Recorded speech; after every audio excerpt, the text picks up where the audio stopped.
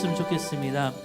하나님 우리를 사랑으로서 우리를 지켜주셨고 사랑으로서 지금까지 이끌어 주셨습니다. 하나님의 그 고백을 배움을 하나님께 다시 고백하지만 옆에 있는 사람한테 하나님의 배운 그 사랑을 나도 당신에게 나누겠습니다. 내가 하나님이 나를 목숨을 위해서도 사랑했던 그 사랑을 내 배우자에게 더욱더 사랑하겠다고 고백하면서 나아갔으면 좋겠습니다. 기도하면서 나가겠습니다.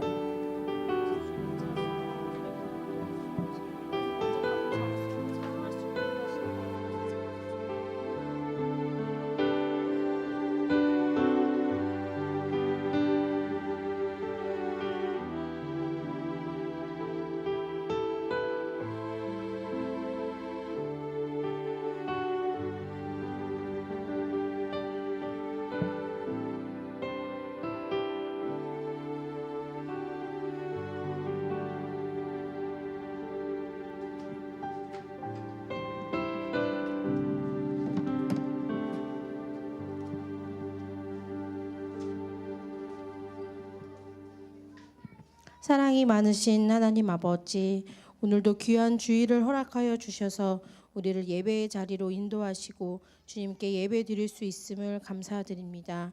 주님, 한 주간 우리의 삶을 돌아봅니다.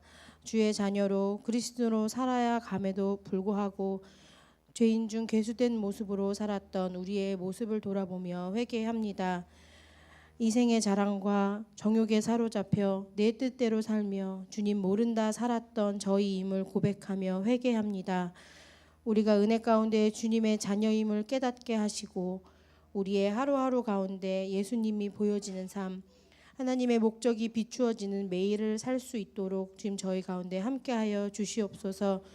주 예수님으로 인해 우리의 마음이 정결하게 하시고 바른 영을 부어주셔서 우리의 삶과 행동이 주님의 영광을 드러내며 죄로 물든 우리의 삶이 주님의 은혜의 도구로 변하게 되어 죄로 물든 우리의 마음이 주님의 은혜의 도구로 변화될 수 있는 은혜를 함께하여 주시고 내려 주시옵소서.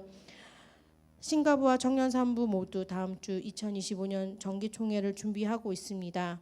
모든 과정들이 주님의 마음에 흡족한 과정들이 되게 하시고 서로 협력하여 선을 이루며 모든 과정과 결과가 주의 뜻대로 온전히 이루어지기를 간절히 기도합니다. 오늘은 차세대 통합학교로 신혼가족부와 청년산부가 함께 집회를 드리고 있습니다. 크리스천의 일터라는 말씀과 강의를 준비하신 권혁근 목사님의 입술을 주장하여 주시어서 준비하신 말씀 온전히 전하게 하시고 모인 신가부와 청년산부 회원들의 마음을 열어주시어서 말씀을 듣고 깨닫게 하셔서 우리가 돌아가 살아가야 할 일터 가운데 우리의 본분과 사명을 깨닫는 소중한 시간, 다짐하는 시간 되게 하여 주시옵소서. 오늘 이 시간 예배 가운데 함께 하시는 주님, 모든 것을 주님께 맡겨드립니다. 우리 안에 살아 역사하시는 예수님의 이름으로 기도드립니다. 아멘.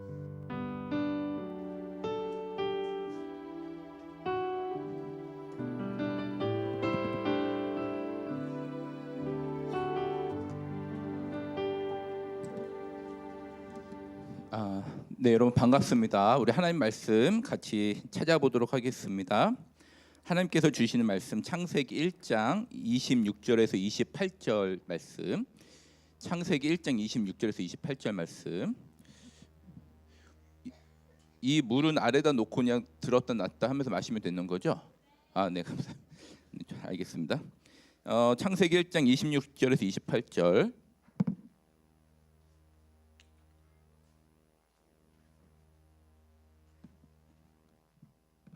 자, 다 찾으셨으면 우리 한 목소리로 읽어보도록 하겠습니다.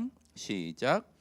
하나님이 이르시되 우리의 형상을 따라 우리의 모양대로 우리가 사람을 만들고 그들로 바다의 물고기와 하늘의 새와 가축과 온 땅과 땅에 기는 모든 것을 다스리게 하자 하시고 하나님이 자기 형상 곧 하나님의 형상대로 사람을 창조하시되 남자와 여자를 창조하시고 하나님이 그들에게 복을 주시며 하나님이 그들에게 이르시되 생육하고 번성하여 땅에 충만하라 땅을 정복하라 바다의 물고기와 하늘의 새와 땅에 움직이는 모든 생물을 다스리라 하시니라.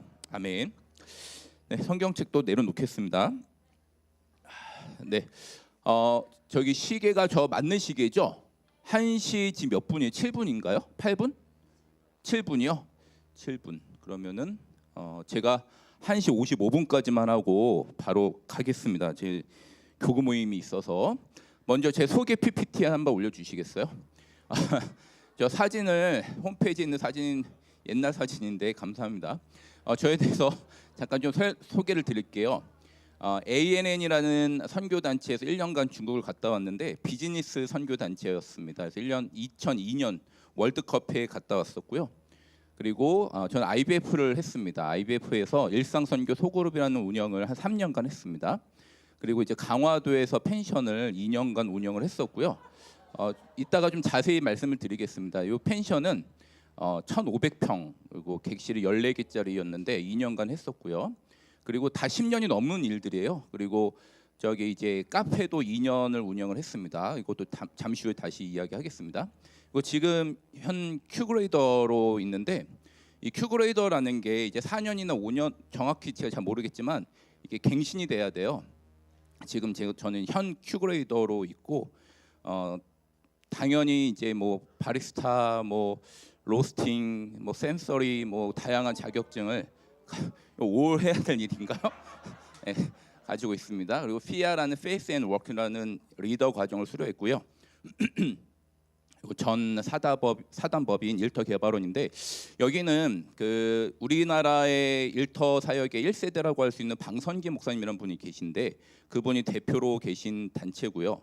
거기 사나 허브리지라는 곳에서 회원으로 좀 있었습니다. 여기는 목회자가 한 절반 그리고 절반은 이제 기업인들로 구성되어 있고 이제 크리스찬 일터에 대한 교재를 만들거나 교회에서 일터에 대한 어떤 교육을 요청할 때 이제 가서 교육도 해주고 이런 곳입니다. 그리고 일터 속의 그리스도인이라는 워크북 같은 거예요. 작은 책인데 저거는 절대 살 필요가 없습니다. 여러분 필요하시면 제 개인적으로 드리진 않겠지만 만약에 이제 여러분들이 어떤 단체나 어떤 소그룹에서 뭐 소그룹 하는데 좀 필요한 뭐 양육 교재가 필요하다면 제가 드릴 수 있으니까 파일을 드릴 수 있으니까 사지 마시기 바랍니다. 제가 이걸 굳이 이야기하는 이유는 오늘 일터학교잖아요, 그렇죠? 일터학교란 주제를 정해서 우리 교회 부목사님 중에서 누가 이거 강의하러 갈래 해서 뽑혀서 온 게 아니라는 걸 말씀을 드리는 거예요. 나름 전문가입니다. 그리고 우리나라에서는 이제 제가 뭐 대단한 사업을 한 건 아니지만 목회와 이런 일터를 두 군데에서 활동했던 사람이 많지는 않아요. 그래서 그런 의미로 제가 말씀을 드린 거고 그리고 오늘 이제 개론 강의긴 합니다. 개론 강의인데 하면서 제가 또 그동안 고민하고 생각했던 것들이 좀 나눠질 수도 있을 것 같아요. 근데 그냥 하는 얘기가 아니라 여러 고민 속에서 이런 일터에 대해서 사역하면서 고민 속에서 했던 이야기들, 고민들을 나누려고 굳이 보여드렸습니다. 자, 내려주시고요. 자, 일터 개론 바로 시작하겠습니다. 사실 여기가 신가부와 청년산부잖아요, 그렇죠? 그러니까 조금 더 현실적인 이야기를 해도 좋을 것 같은데 처음부터 주제가 정해서 왔어요. 일터 개론이라고. 현수막이 지난주에도 있었나? 지지난주에는 없었던 것 같은데. 앞으로는 현수막 할 때 제 이름도 크게 적어 주시면 좋을 것 같아요. 그래서 어쨌든 일터 개론을 오늘 할 예정인데 이 부분에 대해서 잘 정리되신 분들도 많을 거예요. 제가 봤을 때 우리 충영교회에 계신 많은 분들이 그 일터 속에서 어떻게 살아가야 될까 크리스찬으로서 많이 고민하고 있는 것으로 알고 저는 이제 동역자로 생각을 합니다. 그럼에도 불구하고 오늘은 개론이기 때문에 기본적인 이야기를 할 것이고요. 여러분들이 좀 정리되지 않은 부분들이 있다면 이번에 기본 기초를 정리한다 이렇게 생각하시면 되겠습니다. 제가 일에 대해서 관심을 갖게 된 계기가 있었어요. 아까도 이야기했지만 2002년에 월드컵을 했던 해인데 제가 중국에 1년간 선교를 가게 됐습니다. 그래서 원래 그곳을 가게 된 이유는 그 전해에 단기 선교를 갔다가 우연히 만난 선교사님과 조인이 돼서 소정의 교육을 받고 갔어요. 근데 막상 가보니까 그 단체가 비즈니스 선교 단체였어요. 지금도 있는 ANN이라는 선교 단체인데 특이한 게 70%가 평신도였습니다. 그리고 이 선교 단체 대표님이 신갈래 선교사님이라는 분인데 이랜드에서 임원까지 하셨던 분이었어요. 그래서 저는 굉장히 좀 신선한 충격이었던 게 뭐냐면 그곳에서 선교사님들이 선교를 하는 건지 사업을 하는 건지 그냥 사업을 하고 계셨어요. 대부분이 사업을 하거나 또 직장생활을 하시거나 그러면서 그 사업을 통해서 현지인들을 채용해서 그들을 일을 시키고 그 일터 속에서 자연스럽게 복음을 전하고 점점 제자 훈련에 나가는 이런 모습을 보게 된 거예요. 제가 이게 왜 신선한 충격이었냐면 당시 저는 20대 초반이었고 신학생이었습니다. 그러니까 저는 이런 선교는 목회자 선교사님들만 한다고 생각을 했고 그리고 선교를 한다 했을 때 어떤 사람들을 제자 훈련하고 전도하려면 성경을 가르치거나 앉아서 공부를 하거나 제자 훈련을 통해서 그 현지인들을 복음으로 인도하는 거로 생각을 했어요. 그러니까 평신도들은 부수적인 일을 하거나 뭐 이렇게 생각했는데 이거는 직업 직장인들이 그리고 사업하시는 분들이 직접 가서 그 일을 통해서 선교를 한다는 것이 저에게는 일에 대해서 새롭게 관점을 갖는 계기가 된 것입니다. 그리고 나서 이제 제가 강의한 대로 하겠습니다. 그래서 이렇게 일에 대해서 이제 고민을 갖게 됐고요. 평신도들도 비즈니스를 통해서도 일반 일터를 통해서도 이렇게 선교 사역을 할 수 있구나라는 걸 생각하게 된 것이죠. 자, 오늘 개론을 하면서 여러분들 강연 다 있으시죠? 예, 강의한 대로 갈긴 할 건데 여러분들이 우선적으로 꼭 타파해야 될 게 있어요. 그게 뭐냐면 일에 대한 이분법을 반드시 타파해야 된다는 것입니다. 그러니까 사람들이 보통 세상의 일과 하나님의 일을 구분하려는 이 마음이 은연중에 많이 있어요. 그러니까 이를테면 이거예요. 내가 그동안 세상 일만 너무 많이 했는데 이제 하나님의 일도 좀 해야겠다. 그래서 일을 좀 줄이고 주말에는 교회 가서 봉사하고 직분으로 활동하고 전도도 하고 선교도 해야겠다. 혹은 내가 그동안 너무 세속적인 일을 해왔으니까 조기 은퇴해서 이제는 선교사로 활동해야겠다. 자, 이런 생각들은 전부 다 이분법적인 생각들이에요. 이 직장과 하나님의 일을 구별하려고 하는 것이죠. 또 어떤 관점들이 우리 교회 안에 많이 있냐면 영적 이 직업에 대한 위계 의식이 있습니다. 교회 안에 흐르는 영적 위계 의식. 사실 이거는요. 오늘 무슨 주일인지 아세요? 네, 갑자기 딴 얘기하는데 종교개혁주일이죠. 종교개혁주일 맞죠? 네, 종교개혁주일입니다. 이 로마 카톨릭 원래 교회가 이 영적 위계 의식을 만들었어요. 그리고 그게 자연스럽게 현대 교회에도 개신교 안에도 이게 흐르고 있습니다. 이게 뭐냐면 일을 영적으로 더 성스러운 것 그리고 속된 것을 구별하는 시도예요. 그러니까 복음을 전하고 하나님 나라 뭐 선교사, 목사 이렇게 하나님 말씀을 전하는 사람들을 최상위에 놓고 영적으로 가장 선한 일로 놓고 그다음에 이제 사람들을 도울 수 있는 법률가나 의사나 교사나 이런 분들을 그 다음 위치에 두고 몸은 고되지만 그래도 좀 바른 일을 한다고 할 수 있는 뭐 청소부나 기술자들 그 다음에 놓고 그리고 좀 편하게 살 수 있지만 도덕적으로 좀 악하다고 생각하는 그런 시도에 그런 현장이 많이 있다라고 생각하는 어떤 중개업자라든지 비즈니스 하시는 분들을 그 아래다 놓고 이런 영적 위기 의식이 교회에서 사실 만들어낸 거고 한국 교회 안에도 이런 것들이 흐르고 있다라는 거예요. 그러다 보니까 어떤 현상이 벌어지냐면 이러한 일에 대한 이분법, 위계 의식, 영적 위계 의식 이 가운데 성도들이 일상과 일터가 구별되게 된다는 거예요. 열심히 교회에서 신앙생활하는데 일터에 가면은 하나님과 관련 없는 일을 하는 것처럼 느껴진다는 것이죠. 그리고 내가 하고 있는 일이 정말 영구적으로 어떤 가치가 있고 하나님 나라에서 어떠한 영광을 위해서 살아가는지 그 부분에 대해서 잘 생각을 못해요. 기껏해야 열심히 일해서 번 돈으로 헌금하는 것 그리고 일터에서는 세속에서 막 살아가다가 이제 주말에 교회 와서 회개하면서 이제 그제서야 교회 일하면서 하나님 나라 일을 하는 것 이런 식으로 이분법적 사고가 굉장히 깊숙하게 있어요. 나는 지금 알고 있고 이걸 타파한 것처럼 보이지만 실제 들어가서 적용하다 보면 이런 것들에 대한 기본적인 걸리는 부분들이 은연중에 많이 나타난다는 것이죠. 그래서 우리가 이 부분을 먼저 확실하게 타파해야 된다는 것입니다. 일의 이분법, 영적 위계의식 그렇게 접근해서는 안 된다라는 것입니다. 신앙과 우리의 일상이 일치되지 않는 또 다른 여러 가지 이유가 있지만 그 중에 또 하나는 뭐냐면 그 일에 대한 신학적 관점이 부족하다는 거예요. 제가 대학 시절에 IBF를 했어요. 여러분 여기 선교단체 하신 분들 많을 거예요.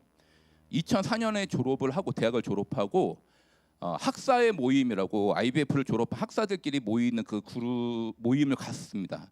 홍대에 있었어요. 그 중앙에가 IBF 중앙 홍대에 있었는데 이제 대학을 졸업하고 학사들이 모이는 그 장소에 갔더니 일주일에 한 번씩 모여서 같이 말씀 나누고 기도하고 그런 모임이었어요.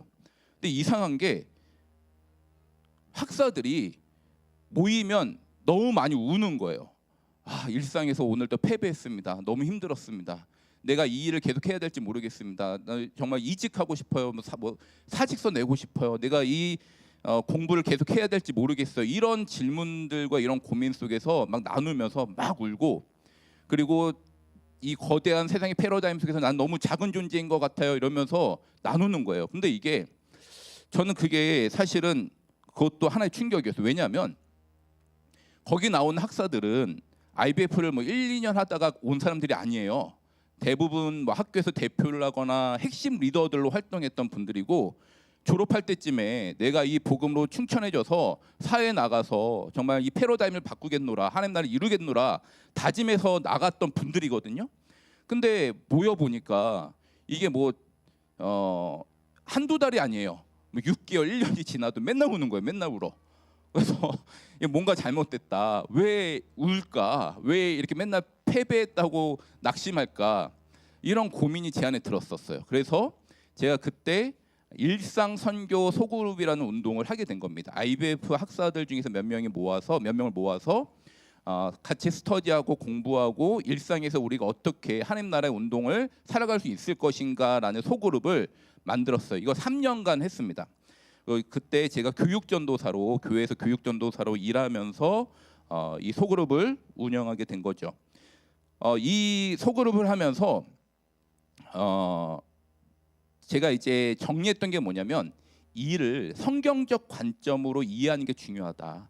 그리고 우리가 세상에 딱 나가서 살 때 일터에서 이제 부딪혀야 되는데, 그 일터 속에 나갈 때 어떠한 우리가 모습을 갖춰서 해야 되는지, 어떻게 일을 해야 되는지, 이 부분에 대한 어떤 개관이, 소개가, 오리엔테이션이 우리 청년들에게, 일터로 나간 사람들에게 잘 되어 있지 않구나라는 것을 이제 느끼게 된 겁니다. 자, 그래서 일에 대한 성경적 관점 우리가 좀 정리하고 가도록 하겠습니다. 여러분, 성경에서 일을 어떻게 생각할까요? 성경적 일의 관점이 뭘까요? 시간 없어서 답변 안 듣고 그냥 바로 하겠습니다. 페르시아 신화를 보면 기원전 1700년 전에 페르시아 신화가 성경하고 굉장히 좀 흡사한 부분들이 있어요. 그 신화를 보면 인류신과 이류신이 있습니다. 그래서 인류신이 이류신한테 너네들이 일해, 그래서 먹고 마실 걸 가져와 이렇게 하고, 이류신이 열심히 일해서 먹고 마실 것을 인류신에게 바쳐요. 그러다 이제 이류신이 화가 나는 거예요. 맨날 일만 하고 힘드니까. 그래서 7쌍의 사람을 창조합니다. 그래서 이 창조한 7쌍의 사람한테 일을 시켜요. 너네들이 일해서 먹고 마실 걸 우리에게 바쳐라. 여러분, 이 관점으로 보면, 이 페르시아 신화로 보면 일은 뭐예요? 일은 노동이고, 사람은 일하기 위해서 노동을 시키려고 만든 존재로 지금 비춰지는 거예요. 그래서 이렇게 막 일해서 갖다 바치는데 사람들이 점점 번성하니까 이렇게 좀 골치 아픈 일들도 생기고 너무 시끄러운 거예요. 사람들이 많으니까. 그래서 이 신들이 대홍수로 사람들을 쓸어버립니다. 그렇게 쓸어버리고 나니까 신들이 문제가 생겼어요. 배가 고파요. 먹을 걸 갖다 바친 일하는 사람이 없는 거예요. 그러다가 생존한 사람이 홍수가 마치고 다시 일을 해서 먹을 것을 바칩니다. 이때 인류신과 이류신이 너나 할 것 없이 막 와가지고 막 개걸스럽게 막 먹어요. 이런 게 페르시아에 흐르는 신화예요. 자, 여기서 볼 때 일은 노동이고 사람은 노동을 하기 위해서 만들어졌다라는 그런 베이스가 깔려 있는 거죠.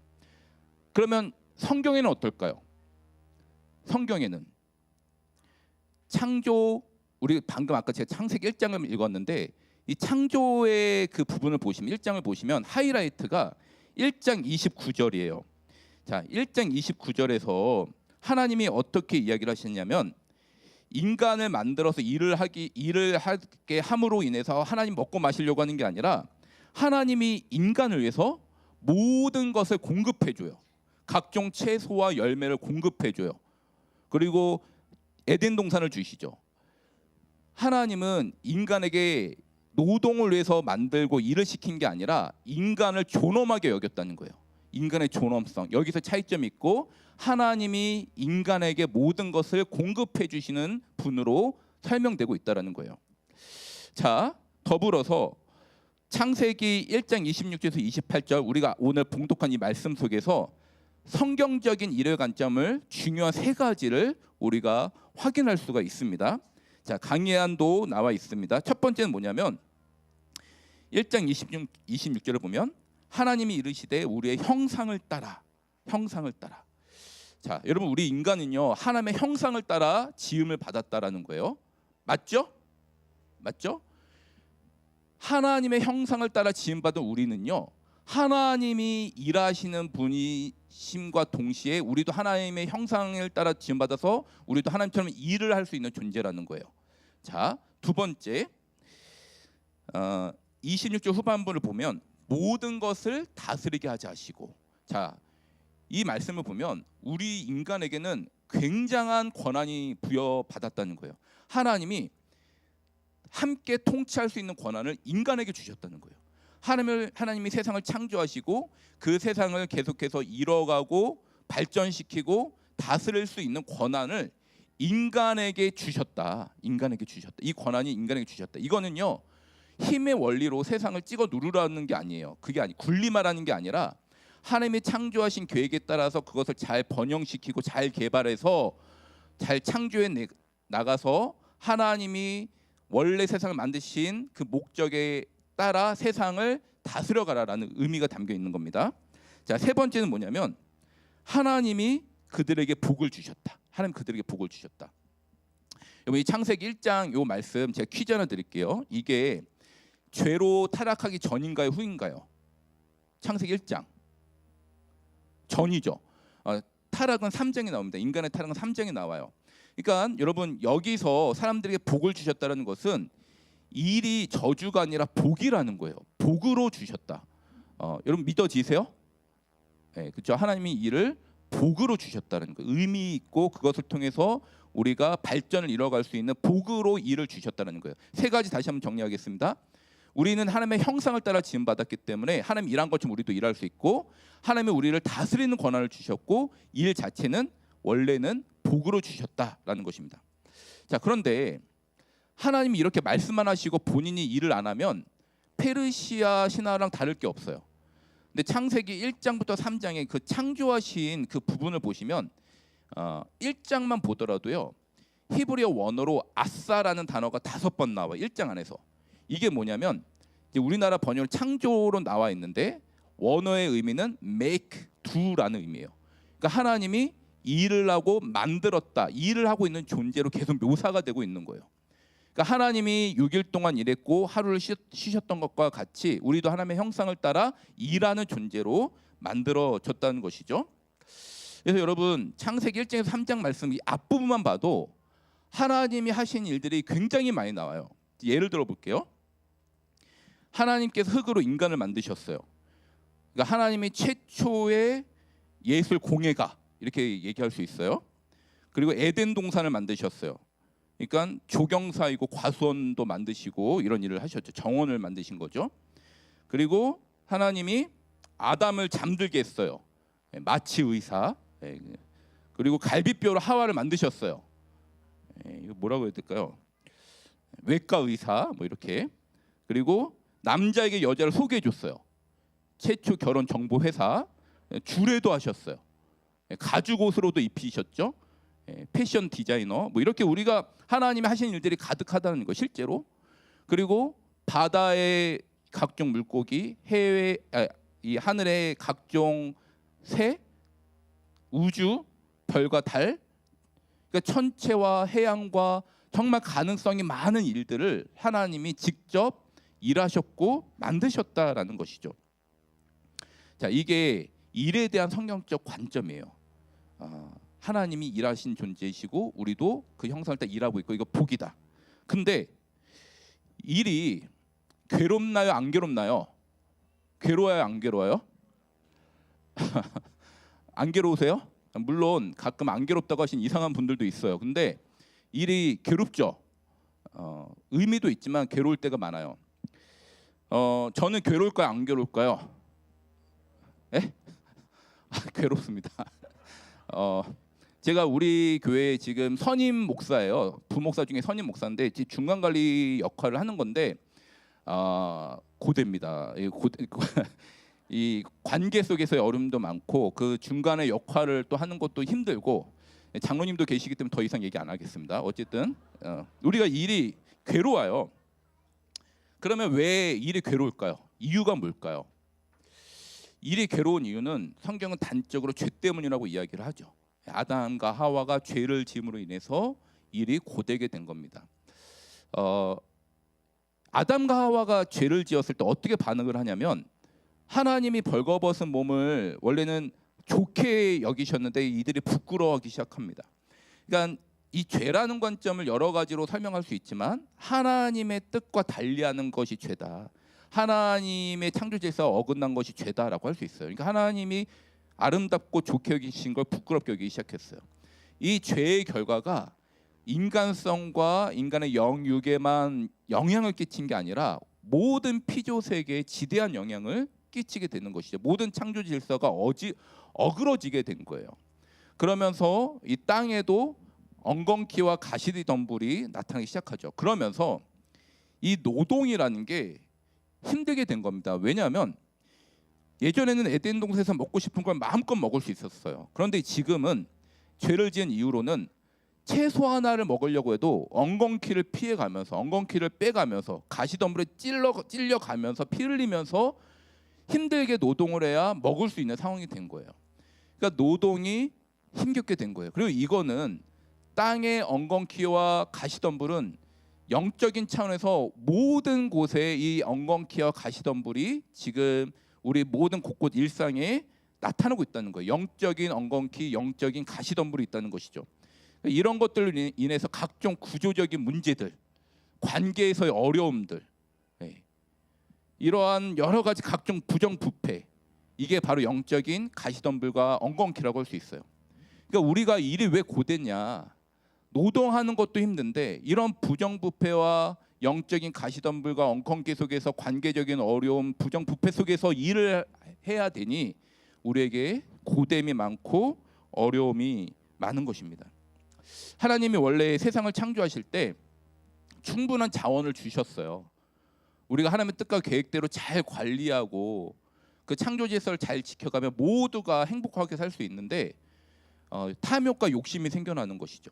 어떤 나라는 너무 많은 것을 가지고 있어서 이 잉여 자원을 어떻게 해야 될지 난감해하고 또 어떤 쪽에서는 가장 기본적인 게 없어서 이런 생계의 위협을 느끼고 있는 현실이 엉겅퀴와 가시덤불, 죄로 인한 타락된 현실이라는 것입니다. 자, 그런데 이제 문제는 뭐냐면 크리스찬들이 이러한 현상을 잘 모르고 그냥 일터에 뛰어든다는 거예요. 일에 대한 성경적 관점도 바르게 익히지 못하고 왜 고된지 이 영적인 상황으로 우리가 잘 이해하지 못한 채 그냥 뛰어들어서 몸으로 부딪히면서 일하다 보니까 자꾸만 일상에서 괴롭고 힘들고 기껏해야 내가 어떻게 이 일터에서 죄를 짓지 않으며 살아갈 수 있을까, 이 정도. 그리고 이것도 버티다가 일 도저히 못하겠다, 하나님의 소명과 아무런 연관이 없는 것 같다, 이런 낙심 속에서 힘들어하는 분들, 또 한편으로는 아예 그냥 세상과 동조하면서 적당히 살아가는 분들이 나타나고 있다는 것입니다. 자, 여러분, 결국 우리 크리스찬들은 일터도 원래 힘들지만 그 가운데 성도로서의 소명 의식을 가지고 살아가려고 하다 보니까 이중적으로 괴로운 거예요. 이러지도 못하고 저러지도 못하고 이런 분들이 많이 있다는 것이죠. 자, 그러면 이제 본론을 지나서 이제 결론으로 좀 갈 텐데요. 그렇다면 우리 크리스찬들은 일터에서 어떤 자세와 어떤 목적으로 살아가야 하는가라는 것이죠. 저는 이제 이런 실전적인 것을 좀 이야기하면서 그럼 우리가 이제 어떤 목적과 어떤 자세로 살아가야 될까 이런 이야기를 할 때 뭐가 싫었냐면 목사님은 교회에서만 일하니까 성경적으로 이야기할 수 있죠. 일상과 현실은 다릅니다. 너무 영적인 신학적 이론만 가지고 이야기하지 마십시오라고 이야기할 것 같았어요. 실제로 저는 교회에서만 있었고 신학교를 다니고 있었고 그래서 제가 아까 나온 대로 사업을 하게 된 거예요. 그냥 한 게 아니라 계속해서 일터 사역을 해 나가야겠다는 생각 속에서 내가 현실을 경험하지 않으면 현장을 경험하지 않으면 이런 오해들이 있겠다. 그래서 제가 2010년에 목사 안수를 받았어요. 만 30에 2010년에 목사 안수를 받았는데 10월에 그리고 나서 그 다음에 바로 교회 사직서를 제출을 하고 2011년에 강화도 들어가서 이제 펜션을 하게 된 거예요. 펜션을 운영을 했는데 처음에는 펜션이 운영이 잘 안 됐어요. 저희가 가지고 있는 모든 것을 빼서 투자를 했는데 주말이면은 다른 펜션들이 주말은 기본적으로 다 차요. 강화도 그때는 그랬어요. 그런데 저희 펜션은 이미 예약으로 차신 분들 한 60, 70%, 나머지 30%는 비어 있는 거예요. 그래서 옆에 펜션이 다 차가지고 뒤늦게 예약하거나 뒤늦게 이 펜션 오는 분들한테 저기 펜션 가면 비어 있으니까 글로 가시면 된다 해서 꾸역꾸역 채워지는 펜션이었어요.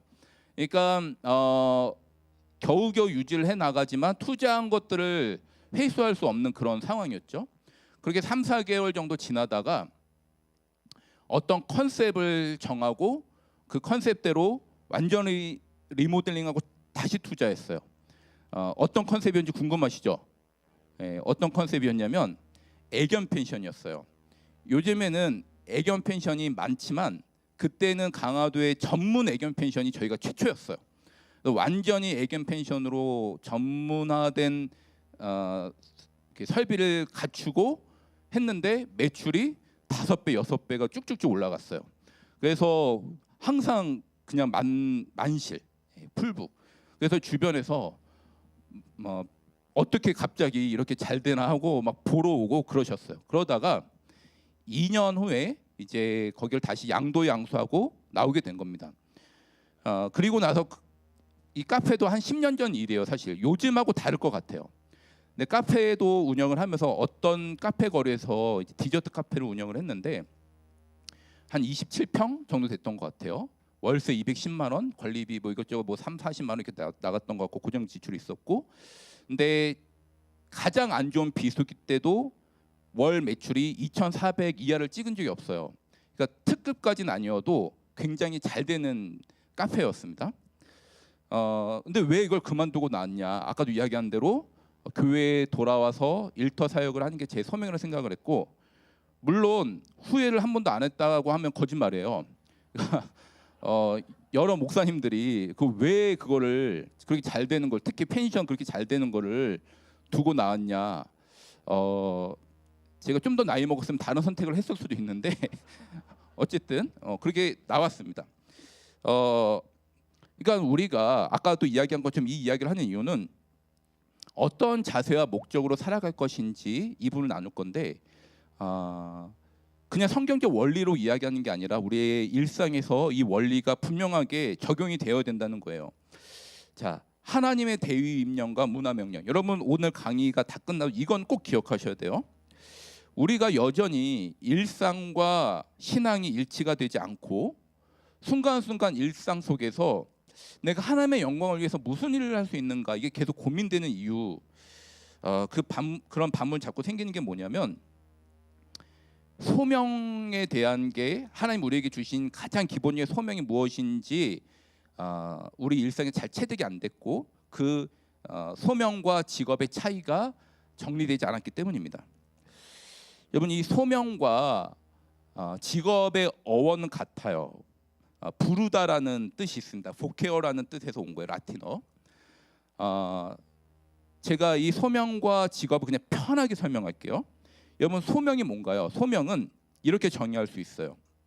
하나님께서 인간에게 주신 영적 사명, 그리고 삶의 궁극적인 목적이 소명이에요. 그래서 사람들은 하나님이 나에게 주신 이 소명을 깨닫고 하나님의 영광을 위해 살아가는 자세가 소명자의 삶이라고 할 수 있죠. 이게 궁극적인 하나님의 소명이고 소명자의 삶의 자세입니다. 그럼 직업은 뭐냐? 직업은 생계를 유지할 수 있는 물질을 위한 거예요. 그리고 사회에서 자신의 역할을 수행하기 위한 것, 이게 직업이라고 할 수 있어요. 자, 직업에 대해서 이야기할 때 아까 두 가지를 우리가 버려야 타파해야 된다고 그랬어요. 이분법적인 사고와 영적 위기의식을 타파해야 된다. 자, 그러면 소명과 직업의 차이가 무엇이냐? 여러분, 저는 직업이 계속 바뀌었어요. 그렇죠? 펜션 사장이었고 카페 사장이었고 지금 목사입니다. 그 직업들을 통해서 계속해서 하나님의 소명을 찾아가고 그 소명을 위해서 직업을 선택해 나간 거예요. 이거 사실은 2년 전에 아까 제가 일터 개발원에서 있었다고 했는데 2년 전에 그쪽에서 강력한 콜링이 있었어요. 야, 한국교회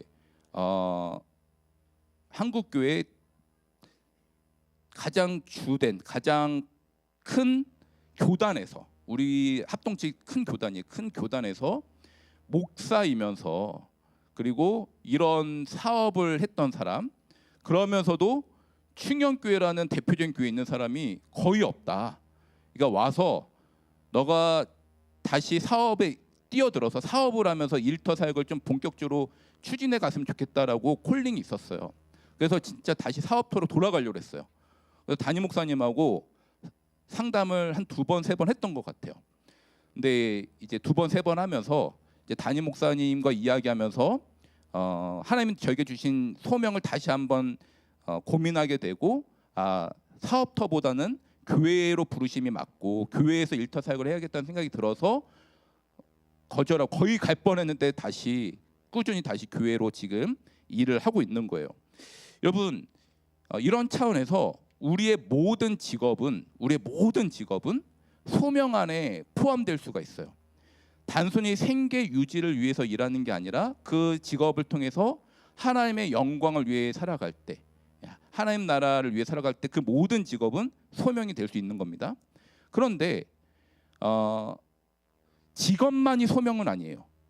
직업만이 소명은 아닙니다. 직업이 소명에 포함되지만 소명이라는 것은 직업뿐만 아니라 우리의 모든 삶터와 우리의 모든 일상이 다 포함되어 있는 개념이다. 다 포함되어 있는 개념이다라고 여러분들이 이해하셔야 돼요. 그러니까 일터 신학이 예전엔 직업을 거의 소명과 일치시켰어요. 근데 그게 아니라 직업뿐만 아니라 일터와 삶터와 모든 일상이 다 소명에 포함되어야 한다라는 것이죠. 그래서 우리가 뭐 직장에서 일을 할 때 또 직업을 이직할 때 항상 이 소명 의식 속에서 우리가 결정하고 변화될 수 있다라는 거예요. 자, 이제 마지막 결론입니다. 대위임령과 문화명령. 제가 이걸 꼭 이야기하고 싶었어요. 대위임령은 말씀 뭐라고 나와 있죠? 여기 마태복음 28장 18절 20절. 이거 무슨 말씀인지 아세요? 이거 뭐죠? 무슨 말씀이죠? 너희는 가서 제자로 삼고 세례를 주고 가르쳐 지키게 하라. 그 말씀 뭔지 아시죠? 자, 이 대위임령의 핵심은 제자를 삼으라는 거예요. 복음을 전하라는 거예요. 복음을 전하라.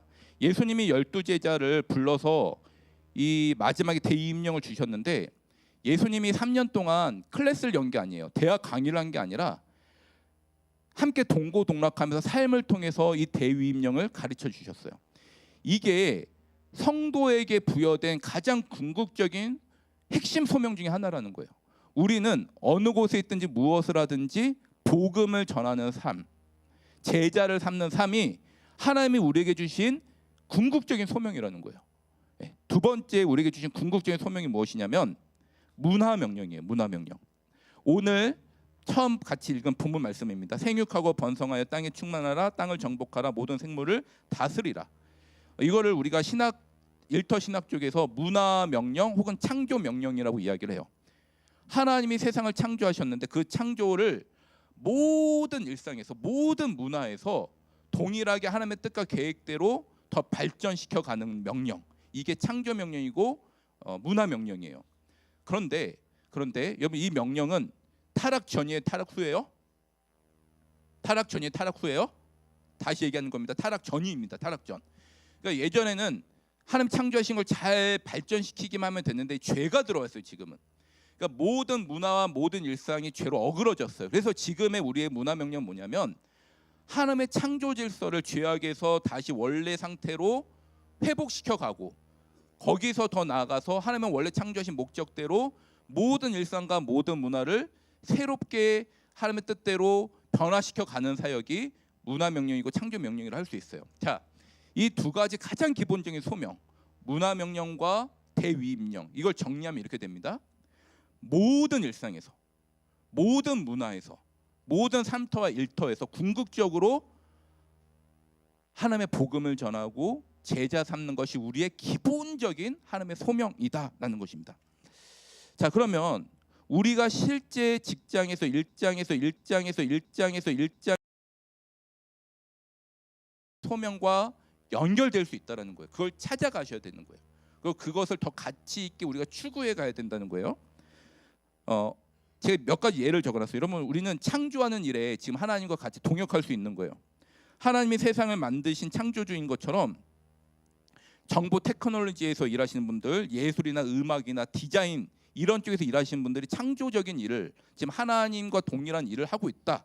하나님을 닮아서 그런 일을 하고 있다라는 거예요.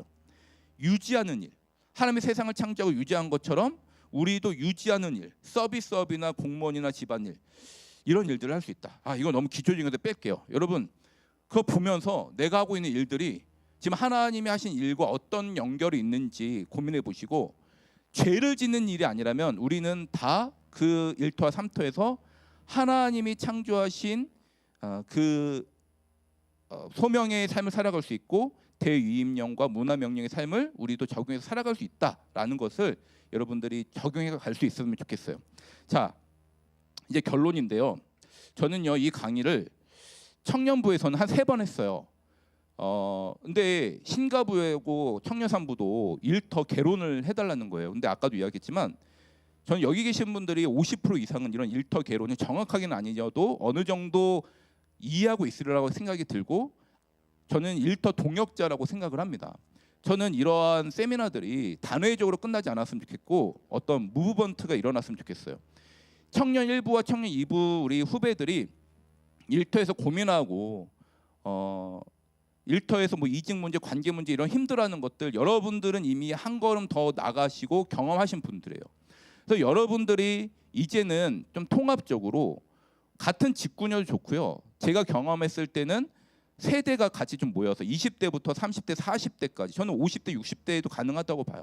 이런 분들이 모여서 서로 삶을 나누고 일터 안에서의 우리 고민들을 나누고 서로 격려해주고, 그 가운데서도 너가 하나님 일을 하고 있다는 것을 알려주고 위로해서 다시 그 가운데 하나님 나라 삶을 살아갈 수 있도록 파송하는 일들이 우리 차세대 모임을 통해서 이루어졌으면 좋겠다라는 마음이 있고, 전 여러분들이 그 일을 안 한다면 사실은 직무유기라고 생각해요. 여러분들이 일터에 대한 고민을 충분히 하고 이 정도의 직장에서 위치와 또 나이가 되셨으면 그런 고민들을 같이 나눠줘야 돼요. 그리고 이거는요, 저는 일터 사역도 했고 신호회도 제가 신호회 목사로 가서 말씀도 전하고 했지만 기본적으로 교회에서 이루어지지 않으면 한계가 있어요. 왜냐하면 우리의 공동체는 교회에 기본적으로 속해 있기 때문에 교회 안에서 일터 속에서 어떻게 살아가야 될지가 우리 안에 나눠져야 되고, 청년 산부와 40대, 50대 분들 그 중심이 되어 주셔야 된다는 거예요. 그래서 저는 여러분들이 이번 계기를 통해서 그 일들까지 고민해 보시고 계획하시고 좀 움직임이 나타났으면 좋겠다, 이런 생각을 가지고 있습니다. 자, 강의는 마무리하고 얼마 안 남았는데 10분 남았는데 여러분들 몇 가지 질문을 주셔서 그냥 여기에서 Q&A를 몇 가지를 좀 해볼게요. 이런 질문이 있었어요. 정말 이 회사가 아니다. 회사 대표가 믿지 않는 사람이고 회사가 추구하는 방향이 신앙적으로나 도덕적으로 올바르지 않음이라고 생각하는 회사인데 이직을 생각하는 게 맞는 것인지, 그곳에서 그리스도인으로서 기도해주고 버텨야 될지 고민하게 됩니다. 이게 이직에 대한 이런 고민이에요. 그리고 굉장히 세속적인 것 같고 뭐 오너가 일단은 하나님을 대적하는 사람인지 잘 모르겠어요. 어쨌든 뭐 그런 상황인 것 같아요. 여러분 어떻게 해야 될까요? 성경의 예를 들어볼게요. 요셉이 어디서 일했죠? 요셉은 교회에서 일하지 않았고 애굽의 총리였습니다.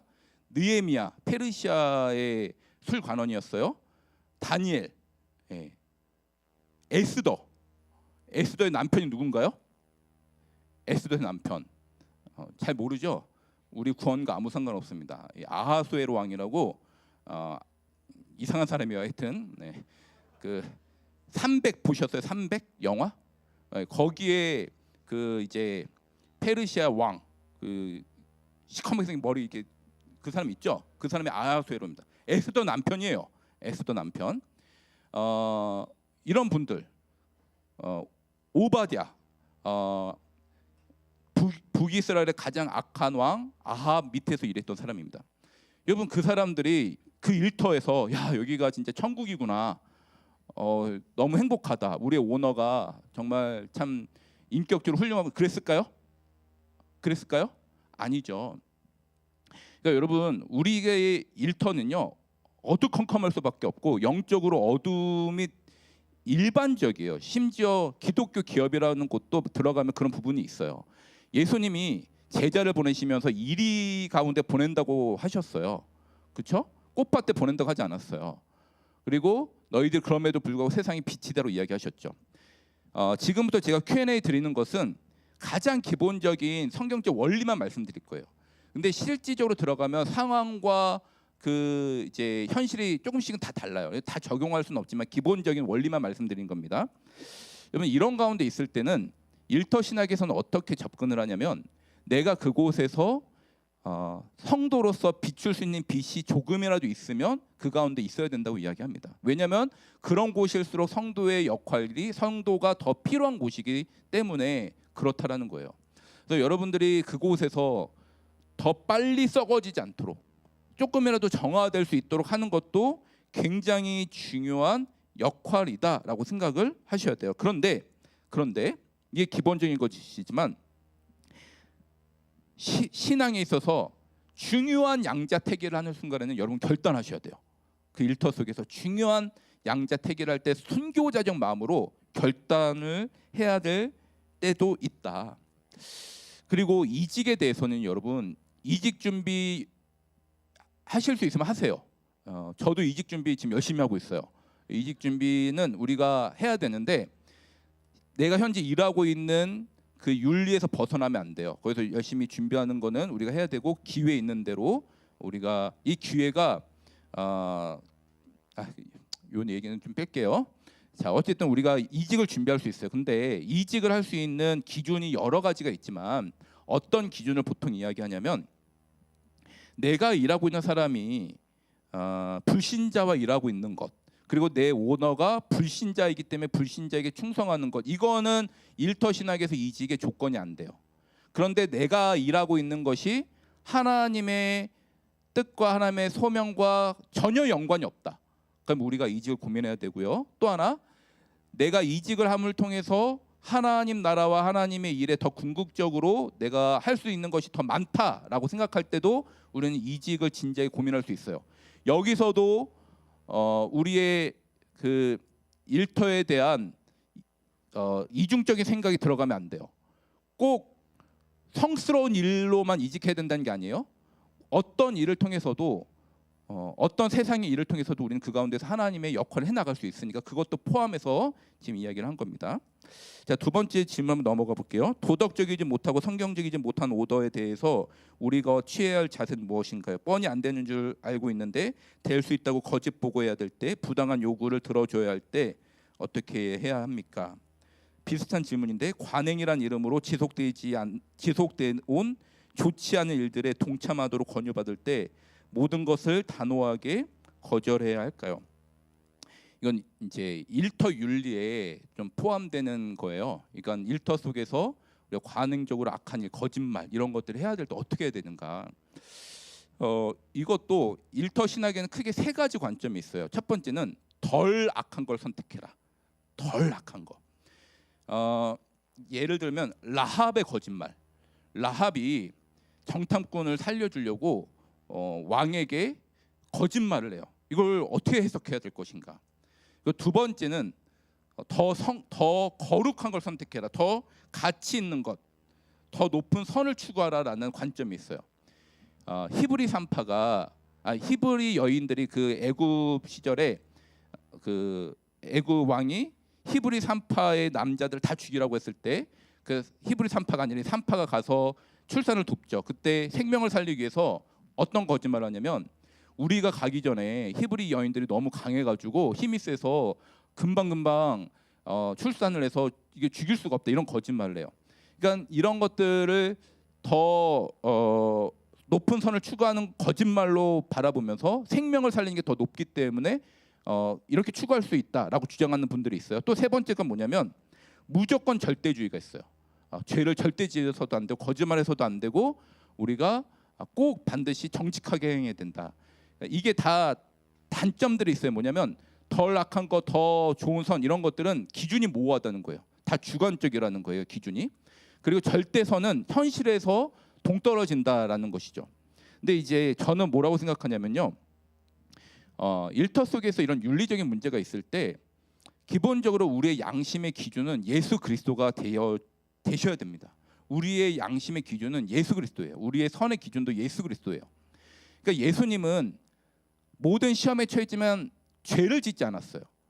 그래서 우리가 기본적으로는 절대적으로 내가 하나님의 기준에 맞춰서 정직하려고 애를 써야 돼요. 분투하셔야 돼요. 이게 기본적인 우리의 자세이다. 그런데 우리는 거짓말을 사실 일상에서 밥 먹듯이 해요. 그 어떤 자료에 의하니까 일반적 한 사람이 하루에 거짓말 200번에서 300번 한대요. 여러분 좋은 아침이에요. 이거부터 거짓말이라는 거죠. 그러니까 여러분 우리의 인간의 한계는 인식해야 되지만, 그러나 우리가 정말 투철하게 노력하고 그것을 지켜가려고 애를 쓰는 게 성도의 자세여야 된다. 저는 이렇게 좀 답변을 드리고 싶어요. 좀 모호한 답이었지만, 자, 하나만 더 하겠습니다. 2개 할 수 있나? 하나만 더 하도록 할게요. 임신으로 직장을 그만두고 가정 육아에 집중한 지 6년이 지난 지금 다시 일에 대한 꿈을 꿀 수 있는 용기와 잃어버린 내가 좋아하고 잘하는 것들을 구분하고 찾는 방법. 네, 이거는 굉장히 현실적인 질문이었어요. 그렇죠? 현실적인 질문이기 때문에 현실적인 답을 좀 해야 될 것 같아요. 일단은요, 육아를 좀 오래 하고 내가 경력이 단절되신 분은 일터 현장으로 가면 많이 달라진 것을 경험할 수밖에 없고, 그게 현실이에요. 계속해서 일을 해오고 커리어를 쌓아왔던 사람과 당연히 다를 수밖에 없죠. 그 사람들은 계속 일을 해왔고 나는 단절돼서 다시 들어갔기 때문에 일의 종류에도 한계가 있을 수밖에 없어요.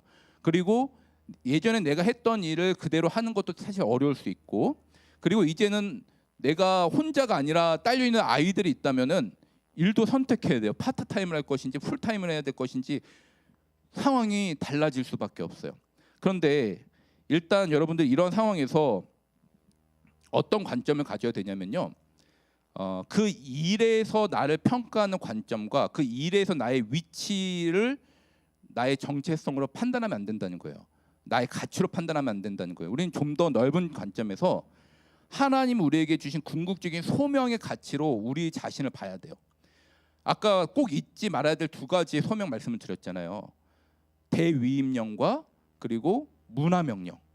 모든 일상에서 창조적인 일을 해가면서 궁극적으로 복음을 전하고 제자 삼는 일이 우리의 궁극적인 소명이에요. 자, 이 관점으로 먼저 나를 봐야 돼요. 이런 차원에서 저는요, 아이를 출산하고 육아를 하신 분들은 이 하나님의 가장 기본적인 소명을 정말 충실하게 감당하는 굉장히 훌륭한 분이라고 생각을 해요. 왜냐하면 창조뿐만 아니라 아이를 태생시켰어요. 이것만큼 큰 일이 어디 있어요? 거기다가 그 아이를 한 영혼을 복음 전하는 것도 어려운데 그 대위임령, 그 아이를 키우면서 하나님의 자녀로 키워간다라는, 그러니까 하나님의 궁극적인 소명을 이뤄가는 굉장히 중요한 소명의 일을 육아를 통해서 했다라는 거예요. 그 관점으로 내 자신을 먼저 바라보고 내 자신을 평가해야 돼요. 내가 이런 정말 하나님의 가장 중요한 일을 했구나, 이 가치로 자신을 먼저 생각을 하시고, 그 다음에 이제 일터로 가셔서는요, 여러분들이 신인의 자세로 일을 할 수밖에 없어요. 그거는 현실이에요. 내가 아무리 다른 곳에서 날고 기었다 해도 전혀 다른 곳에 가면 신인의 자세인 거예요. 이것과 마찬가지로 적절한 비유인지 모르겠지만 새로운 일을 찾아갈 때 나에게 익숙하고 내가 했던 일을 먼저 시작할 수 있지만 현실에 따라서 일을 계속 바꿔갈 수밖에 없을 수도 있고, 그리고 내가 할 수 있는 일들이 계속 또 찾아가게 되는 것 같아요. 이렇게 오랫동안 육아하고 오신 분들이 이직도 좀 잦은 분들이 있어요. 내가 하는 일이 명확하게 정해져 있지 않는 이상 그렇게 되는 경우가 많아요. 그러나 그 가운데서 내가 이 일을 통해서 어떻게 하나님 나라의 가치 있는 소명을 이뤄가는지 거기에 초점을 맞추셔서 내 모든 또 환경을 고려하면서 일들을 찾아가는 것, 그리고 절대 그 일에서의 나의 모습, 내가 갑자기 신인으로 간 거에 대해서 나를 평가하고 판단하고 힘들어하기보다는 하나님의 거룩한 소명을 이미 이루고 중요한 일을 했다는 것에 관점을 두시면서 나를 격려해가면서 해나가는 것이 현실적으로 굉장히 중요하다라고 말씀을 드리고 싶습니다. 사실 질문이 더 많이 있는데 이 질문을 다 다룰 수가 없고 이 정도로 질문을 좀 마치도록 하고요. 아까 이야기한 대로 여러분 강의로만 끝나면 안 됩니다. 여러분들 안에서 또 차세대들 안에서 우리가 일터 사역을 위해서 어떤 것을 할 수 있을지 좀 실질적으로 고민해서 어떠한 움직임이 좀 나타났으면 정말 감사하겠다. 여러분들이 일터 동역자로 여러분들이 서 주시고 그 모임을 또 이끌어 가실 수 있는 그런 중간의 역할을 꼭 해주실 수 있기를 주님의 이름으로 권면드립니다. 자, 제가 기도하겠습니다. 하나님 감사합니다. 오늘 이 강의를 통해서 일터에 대한 신학적 바른 관점이 우리에게 잘 정립되게 하여 주시고 강의로만 끝나는 것이 아니라 우리가 일터 속에서 어떻게 살아가야 될지, 또 우리 충영교회 차세대 공동체가 일터 속에서 어떻게 하나님의 소명을 이뤄가야 될지 더 고민하고 실질적인 변화가 나타나고, 그리하여 하나님의 뜻을 이뤄가는 일상의 선교사들, 일터의 제사장들이 충영교회를 통해 많이 나타날 수 있도록 역사하여 주시옵소서. 감사드리며 예수님의 이름으로 기도하옵나이다. 아멘. 네, 수고 많으셨습니다. 네, 수고해주신 권혁근 목사님 더 뜨거운 박수로 한번 격려해드릴까요? 네, 감사합니다. 네, 이제 서로 부서가 신가부도 올라오셨고 청년 산부도 있으시잖아요. 그래서 서로 부서를 향해서 축복하는 시간 잠시 가지려고 하는데요. 네, 너는 물된 동산 같겠고 찬양하면서 서로 신가부는 청년 산부, 청년 산부는 신가부 향해서 손을 뻗어서 축복 시간 잠시 가지겠습니다.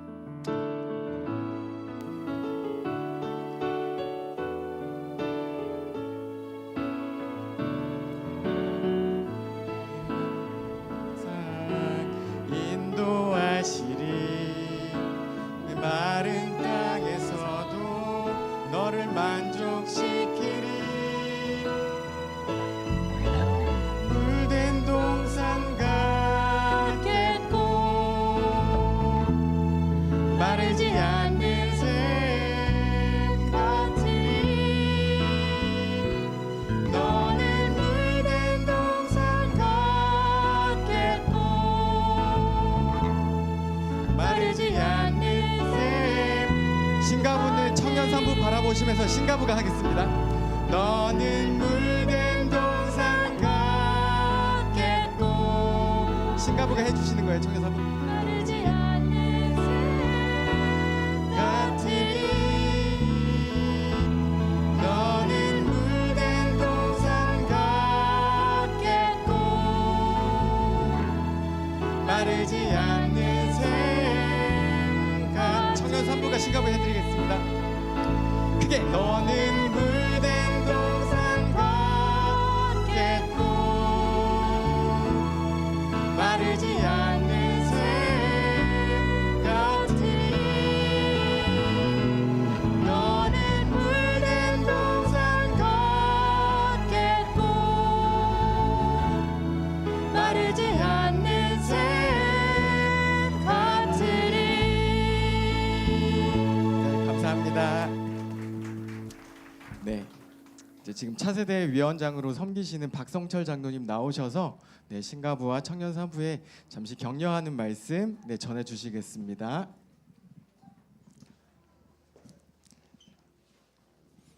네, 반갑습니다.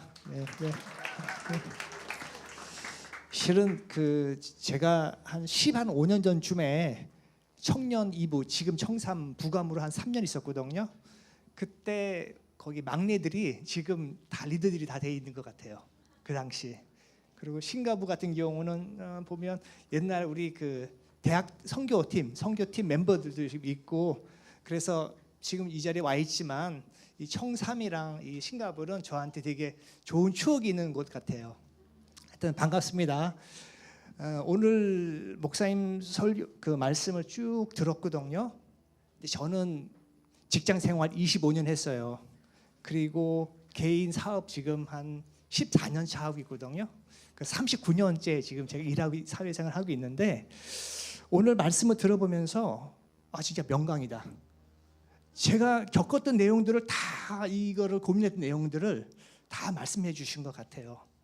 그래서 제가 한마디 요약하자면 근데 좀 행복하세요 여러분. 왜냐하면 이것을 알아듣고 안 되는 것이 저는 몰랐었어요. 뭘 몰랐었냐면 우리 신앙과 직장이 분리되어 있다고 생각했었어요. 직장 따로 교회 생활 따로.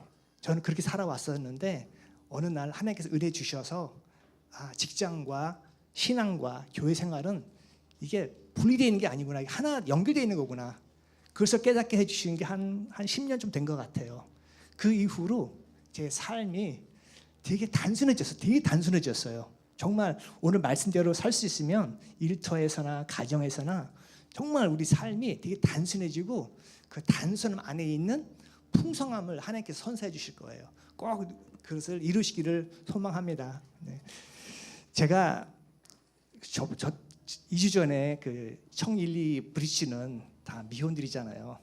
그래서 여기는 또 다 기혼들에게 해서 다른 얘기를 하나 해드리고 싶은데 제가 89년 5월 결혼 기념이에요. 그러면 지금 35년 정도 됐거든요. 우리 청년들 중에 저보다 더 오래 하신 분 없죠? 근데 아시는 분은 아시겠지만은 저희 부부가 그래도 소문난 인고 부부예요. 그래서 그 팁 좀 드리려고 좀 왔어요. 그걸 팁 드리려고 하는데 저희 아내랑 저랑 뭐 이렇게 모난 성격이 아니라서 이렇게 막 주장하지를 않아요. 그래서 우리는 다툼이 없어요. 다툼이 없고 쭉 살아왔는데 근데 다투지 않았지만 뭔가가 그 부족함이라는 걸 좀 있었어요. 뭔지 모르지만 한 2% 부족이 뭔가 있었어요. 그래서 그게 뭔가 계속 그게 남았었는데 어느 날 그 우리 선한 사마리아 그 설교 있잖아요. 그걸 들으면서 예수님께서 말씀 너희가 이웃이 되어 주라고. 바리새인들은 누가 우리의 이웃이냐 말씀해 주셨지만 예수님께서 우리가 이제는 이웃이 되어 주라고 했잖아요. 그래서 제가 곰곰이 생각해 봤어요. 누가 내 첫 번째 이웃인가 생각해 보니까 물론 우리 가족은 가족이기 때문에 이웃은 아니에요. 근데 제가 그때 받았던 건 뭐냐면 하나님 안에서 내 첫 번째 이웃이 우리 아내구나 깨달았어요. 첫 번째 이웃이 하나님 안에서 첫 번째 이웃이 내 아내구나 깨달았어요. 그래서 근데 그 전까지는 남자들은 주로 부모님 1번이에요. 그리고 자녀가 2번이고 아내가 주로 3번인 거예요. 3번.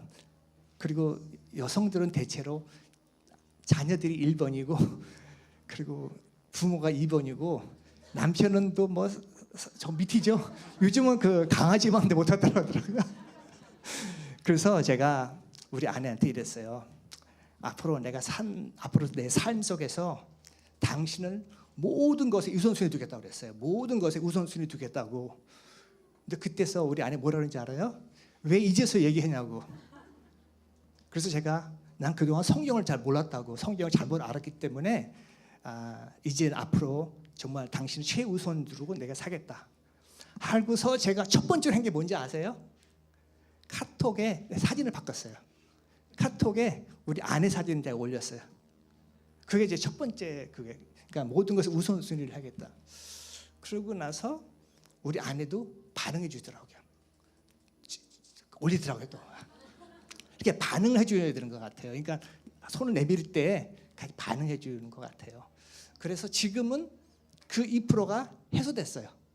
그래서 해소되면서 더 이상 좋은 오늘 성교의 파트너, 동력의 파트너, 교회에서나 가정에서나 친구도 만날 저의 최고의 후원자세요.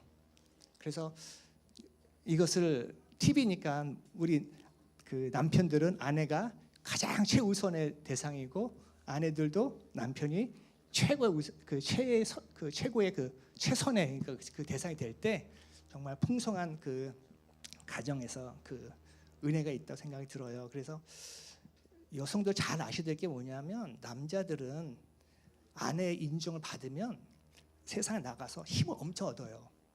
꼭 아셔야 돼요. 그리고 또 부인들은 또 남편의 사랑을 받으면 그렇죠? 힘이 나지 않을까요? 그래서 서로 사랑해주고 인정해줄 때 오늘 일터 사역이 우리 가정에서 우리 일터에서 저절로 일어나지 않을까 생각이 들어요. 모든 일터의 시작이 부부관계로 생각합니다. 하여튼 이상 이렇게 마치는데요. 끝으로 말씀드리고 싶자면 여러분 정말 행복하기를 바라요. 그래서 행복할 수 있는 많은 일들을 한번 만들어보고 싶은데 잘 모르겠어요. 하나님께서 지혜를 주시지 않을까 생각합니다. 네, 감사합니다. 네. 네, 장군님 여기 가운데서 사진 한번 찍고 가주시면 좋겠습니다. 네, 여기 앉으시면 되겠고요. 네, 저희 사진 한번 찍고 마무리하도록 하겠습니다.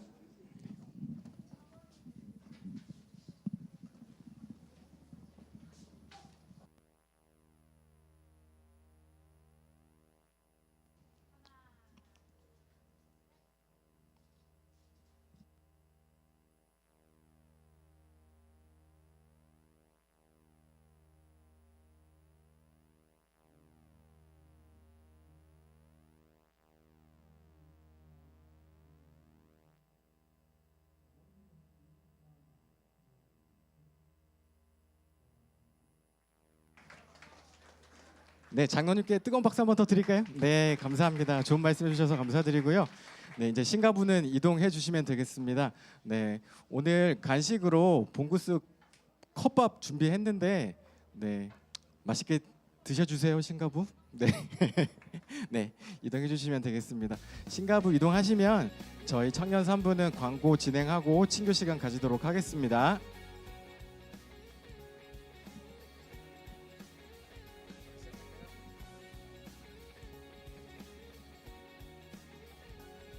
예, 안녕하세요. 안녕하세요. 조금 시간이 없는 관계로 지금 살짝 어수선하지만 광고 진행하겠습니다. 들어주시면 감사하겠습니다. 지난주 금요일 날 저희가 임직 예배 드렸죠. 임직하신 조윤재 장로님 그리고 5분 안수 집사님 어디 계시죠? 네, 잠시 후 친교 시간 때 앞으로 모실 거예요. 일단 먼저 축하드리고 친교 시간 때 모신 다음에 다시 한번 축하드리겠습니다. 예, 임직을 축하드립니다.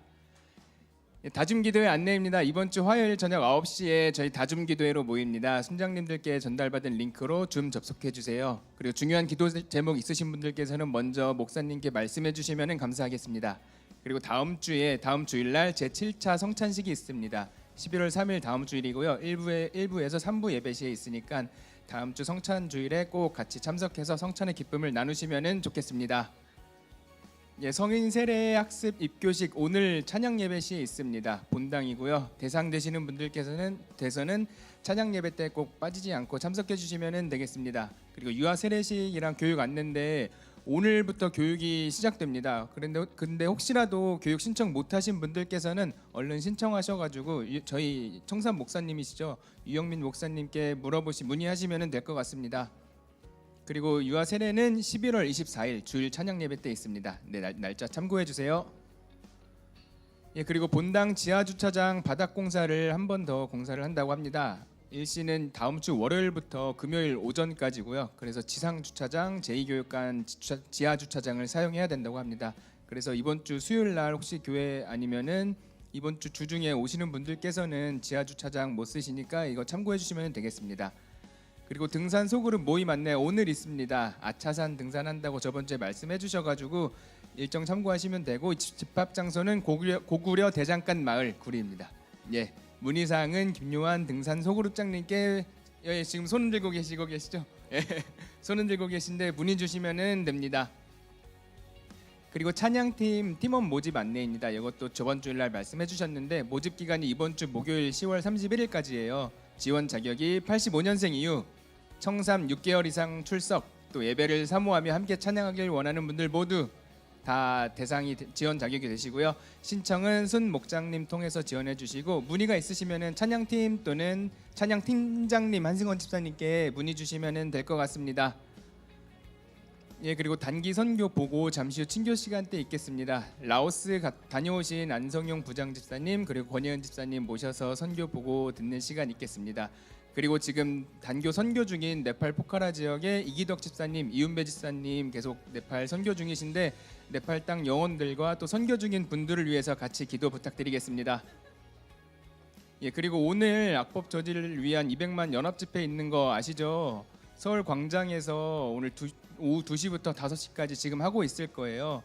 이게 배경을 아시겠지만 7월 18일 저희 대법원에서 동성 커플의 건강보험 피부양자, 그러니까 동성 커플인데 나의 동성 커플이 건강보험 피부양자로 등록돼서 그런 건강보험 혜택을 받을 수 있는지가 대법원에서 통과됐다고 합니다. 이게 중요한 게 조금씩 저희를 삶을 먹어 들어오는 거니까 이거부터 통과가 되면은 보통 다른 나라에서는 이게 통과가 되고 그리고 잠시 후 몇 년 뒤에 이제 드디어 동성 커플이 합법화되는 이런 수순을 밟고 와서 점점 저희 삶을 들어오고 진짜 이제 피부로 느껴지는 단계로 오고 있는 것 같아요. 그래서 이거를 좀 저지하기 위해서 저희가 교파가 다 모여가지고 오늘 집회를 하고 있습니다. 그래서 같이 기도해 주시면 될 것 같고 후원 계좌도 있으니까 관심 있는 분들께서는 같이 동참해 주시면 될 것 같습니다. 예, 그리고 박동진 목사님 위임 예배가 11월 2일 이번 주 토요일 날 2시에 있습니다. 같이 축하드릴 분들께서는 일정 참고해 주셔가지고 희영 집사님께 문의해 주시면 될 것 같습니다. 예, 그리고 오늘 전체 집회실 청소는 이용현 목입니다. 그리고 유아부실 GBS는 고정순이고 책상 정리 원위치 꼭 부탁드리고 3시 반까지 쓰레기 버려주세요. 그리고 오늘 간식은 봉구스 컵밥 면려회에서 나눠드립니다. 예, 이상으로 광고 마치겠습니다. 이제 퀸즈 보고가 있을 텐데요. 우리 여분님 나오셔서 퀸즈 어떻게 했나 한번 들어보겠습니다. 예, 박수 한번 주시면 감사하겠습니다. 아, 예, 네, 영상, 네. 제가 이렇게 떨리는데 또 앞에 나왔네요. 저희 어제 화창한 가을 날씨 속에서 퀸즈데이 진행했고요.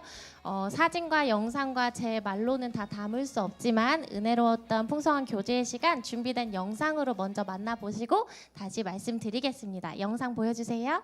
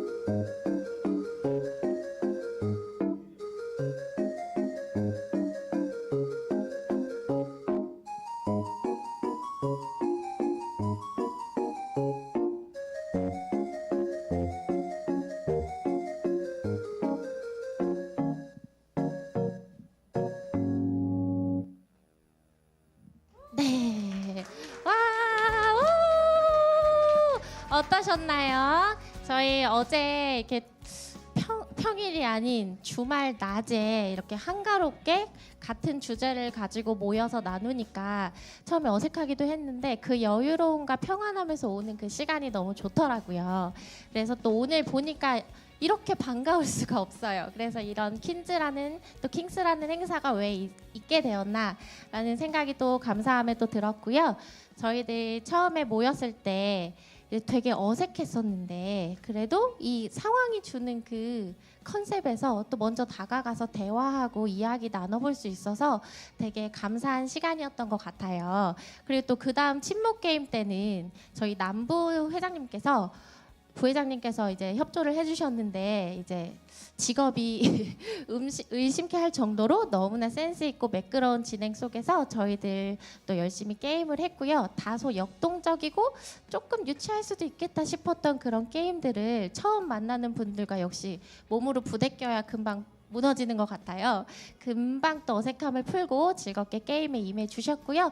또 에드워드 김과 함께하는 흑백 요리사들이 다 모였습니다. 그래서 내 살을 태울지언정 고기를 맛있게 익히겠다 하셔서 저희 고기를 열심히 굽고 된장찌개와 함께 맛있게 식사를 했는데요. 저희 고기 되게 많이 준비했거든요. 그래서 걱정했어요. 사실은 이걸 남기면 어떡하나, 간식으로 나갈 수도 없고. 근데 또 그 고기가 거의 다 사라지는 마법 같은 신비함을 경험을 했고요. 그렇게 풍성하게 맛있는 시간 나누고 나서 베스트 드레서 시상식이 있었어요. 저희들이 준비한 것만큼 회원분들을 위해서 열심히 준비를 했는데 저희 그 장수정 자매님을 이길 수가 없더라고요. 그래서 공정하게 투표를 하고 회의를 마쳤는데 저게 다 집에 가지고 계신 원래 소장템이세요. 그래서 너무 등장부터 예쁘게 등장해 주셔서 투표를 속에서 시상을 했고요. 그리고 공동 2등으로 김유림 자매님과 장유진 자매님께서 수상을 하셨어요. 그래서 저 포즈 이제 보여주시면 네, 패션 피플은 옷만으로 이제 뿜어낼 수 없는 그 포즈를 또 선보여 주셨는데요. 네. 이렇게 해서 저희 보시면 이제 장유진 자매님께서는 할머님 옷을 직접 공수해 오셔가지고 이것이야말로 직접 믹스앤 매치된 복고 패션을 선보여 주셨어요. 그래서 이제 투표를 잘 받으셔서 선물과 함께 또 기쁜 베스트 드레서 시상을 하였고요. 그 선물로는 저희들 베스트 드레서답게 나를 위해서 아름답게 가꾸는 시간을 가지고자 뭐죠 이거? 네일 아트 상품권을 드렸습니다. 그래서 이제 예쁘게 네일 착장하시고 다음에 또 반갑게 보시면 인증샷 부탁드리도록 하겠습니다. 그리고 또 저희 그 뒤로 이어서 또 선물 추첨하는 시간도 갖고 저희 마지막으로 들어가신 시간이 언제죠? 그 기점으로 저희들의 종료 시간을 정했는데 집이 조금 머셨던 분이 밤 11시 20분에 들어가셨다고 하더라고요. 저희 대관 시간은 5시까지였지만 그 뒤로 옆 카페나 식사 장소로 이동하셔서 그 추후로 더 깊은 교제 시간 나누셨다고 들었습니다. 저희들은 이렇게 또 반갑게 같은 여자로서 삶을 나누고 교제하는 은혜로운 시간을 가졌고요.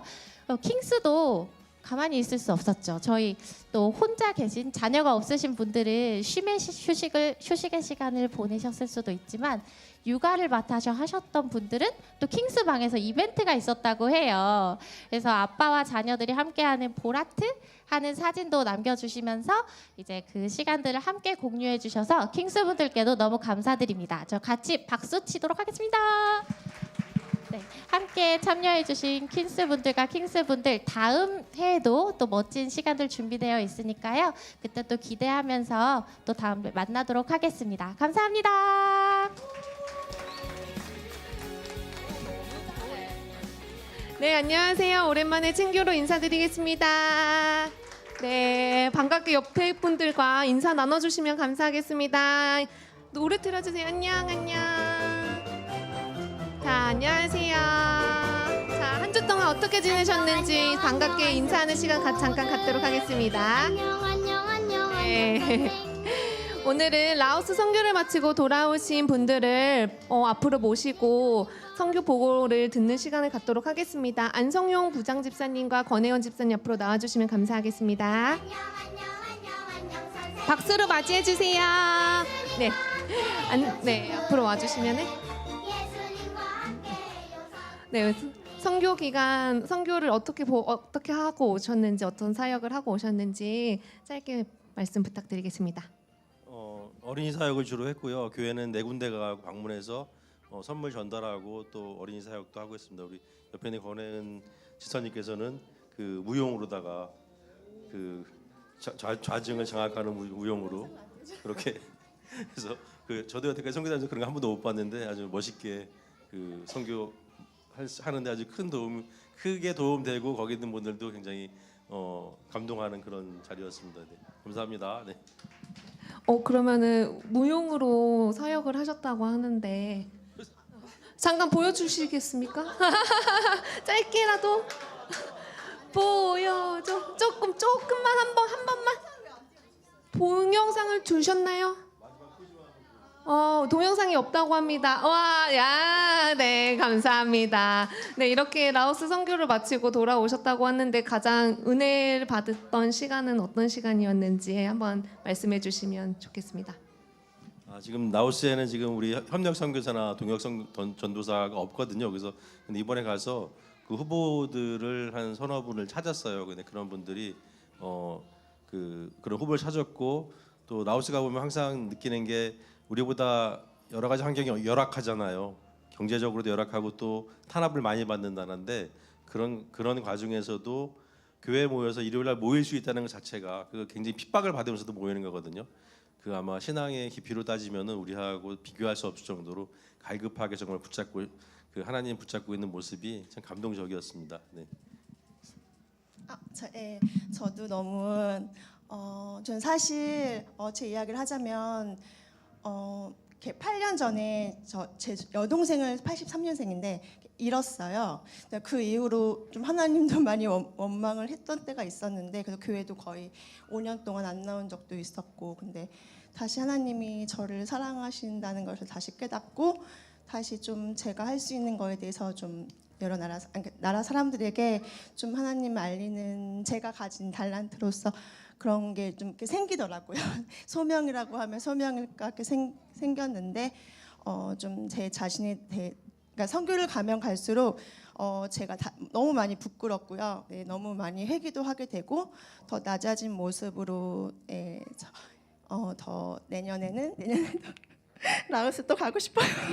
가서 같이 가요.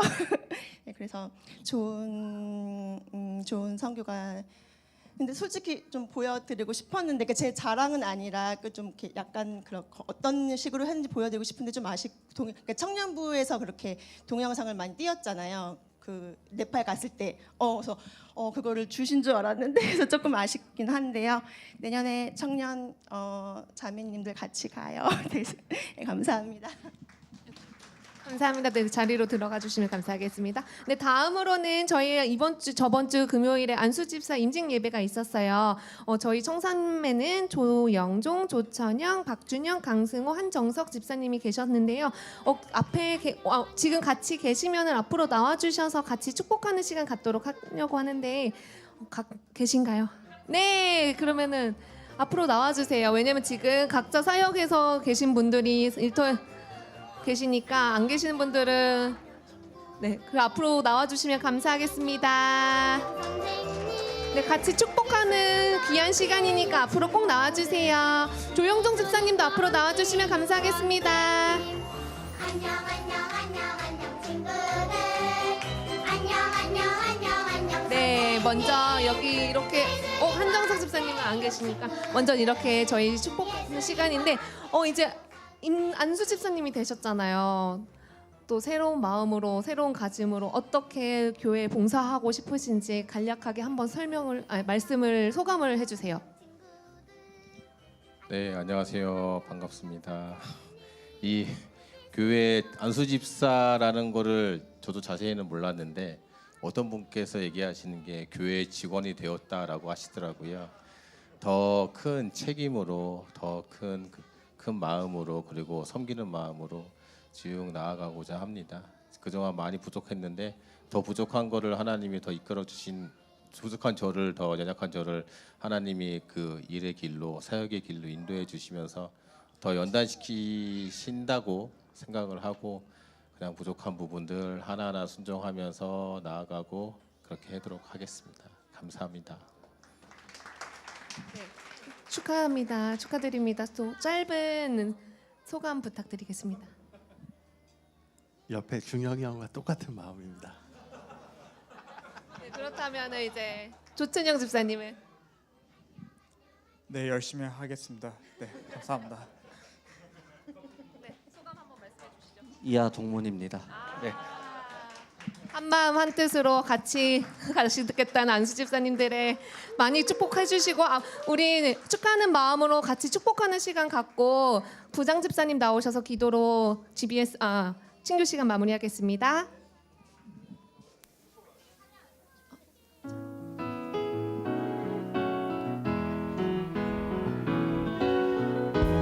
하나님의 사랑이 세상 가운데 가득하기를 축복합니다.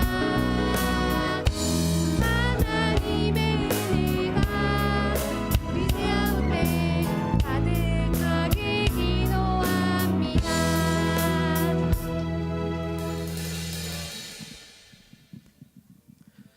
사랑과 평강 하나님 감사합니다. 오늘 하루 저희들 예배를 통해서 또 청년 산부로 모여서 신혼가정부와 함께 연합 예배로 일터에 대해서 또 배웠습니다. 저희들이 배운 지식 가지고 사회에 나가서 직장에서 봉사할 때 교회와 직장이 하나라는 것 새롭게 알게 돼서 또 이걸 실천할 수 있게 하여 주시옵소서. 또 저희 청년 산부에서 5명의 피택 안수 집사가 이제 안수를 받고 정식으로 안수 집사가 되었습니다. 이 5분 교회의 큰 일꾼으로서 큰 역할을 해 나가는데 부족한 부분은 기도로 채우고 또 그 역할을 해 나갈 때 모든 충성된 마음으로 해 나갈 수 있도록 주님 늘 동행하여 주시고 5 안수 집사님을 위해서 늘 저희들이 함께 기도할 수 있도록 역할을 할 수 있도록 하여 주시옵소서.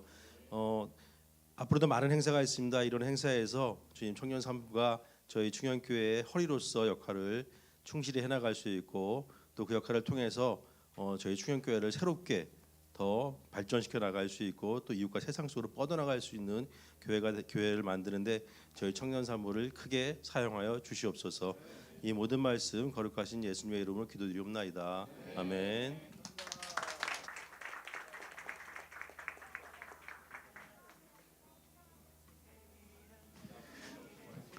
네, 다음 주는 저희 어떤 주이지요? 다음 주 청년 산부의 중요한 이벤트가 있지요? 네, 다음 주는 정기 총회가 있습니다. 네, 회장으로 남자 부회장으로 여자 부회장으로 네, 후보로 나와주신 새 집사님들 기도해 주시면서 네, 다음 주에 정기 총회 꼭 오셔서 네, 참석해 주시면 되겠고요. 그로 인해서 30대 면료회는 다음 주로 임기가 마지막이 되고 다음 주부터 31대 면료회가 새로 시작이 되게 될 겁니다. 네, 저희들이 해야 될 일은 네, 기도하면서 같이 중보해 주시면 좋겠고 네, 면료회로 아마 이제 컨택이 들어갈 거예요. 네, 누가 컨택이 되실지는 모르겠지만 컨택을 받으시는 분들 주님께서 주시는 성령의 인도하심으로 네, 순종하는 마음으로 같이 함께 해주시면 좋겠고요. 이제 25년도를 준비하는 순장님들도 컨택이 들어갈 것이고 찬양팀도 10월 마지막 주까지 이제 모집을 한다고 하잖아요. 그래서 25년도를 준비하는 마음으로 네, 순종하는 마음으로 네, 기도하는 마음으로 네, 준비해 주시면 좋겠습니다. 그러면 다음 주에 다 같이 뵙겠습니다. 꼭 참석해 주세요. 네, 감사합니다. GBS 해주시면 되겠습니다.